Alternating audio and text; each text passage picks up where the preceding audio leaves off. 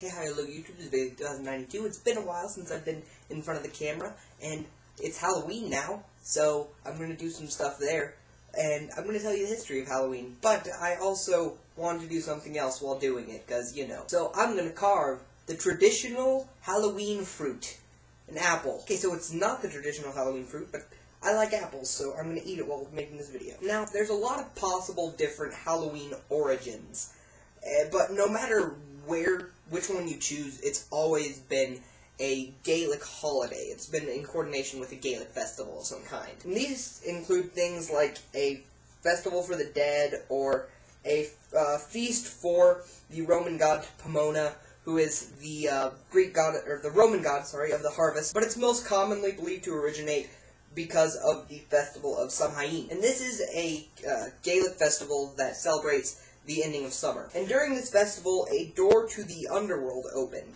and it allowed things like fairies and all sorts of ghosts and ghouls and goblins to come into the physical realm and go back to their homey houses. And these would not only be the good spirits of family members and stuff, but there would also be things like bad things that you want to ward off. So people would put on these ghost warding get-ups, and they would use these costumes as ways to ward off the spirits. And also, to honor the souls of the fallen, they would have a feast. And traditionally, this feast would be comprised of things that people went around to collect. So they would go house to house and collect things to use for the feast. And this may have been the origin of trick-or-treating. And the Gaelics also would make turnip lanterns, and they would sometimes carve faces into these, not usually, but sometimes they would, and they would be used to represent the souls of their loved ones. And they would also be used to ward off other things,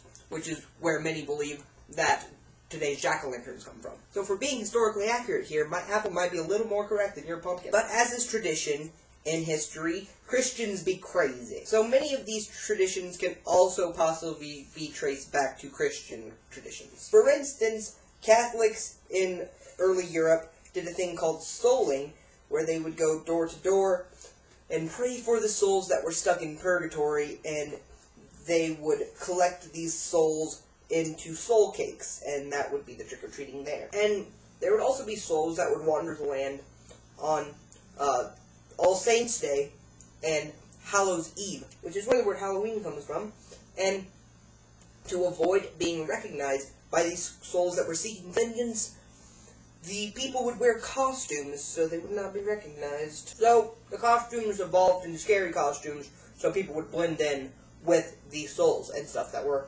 wandering around. And the jack-o'-lanterns there apparently also represented the souls, but they weren't actually jack-o'-lanterns, they were skulls that had candles in them in graveyards, so that's the thing. And even though Halloween was celebrated in Europe since the early Middle Ages, it was brought to America in the 19th century, whereupon it has been mostly believed that souls don't actually roam the earth, and candy is actually quite tasty, which is in fact a commonly held belief in most places. So now, instead of warding off spirits, we now, tell kids to do the exact opposite thing of what we've been telling them to do all their life, and that's not take candy from strangers, unless it's Halloween, because, it's Halloween, and Halloween's a good time. Well, YouTube, that's going to be all for me this week, and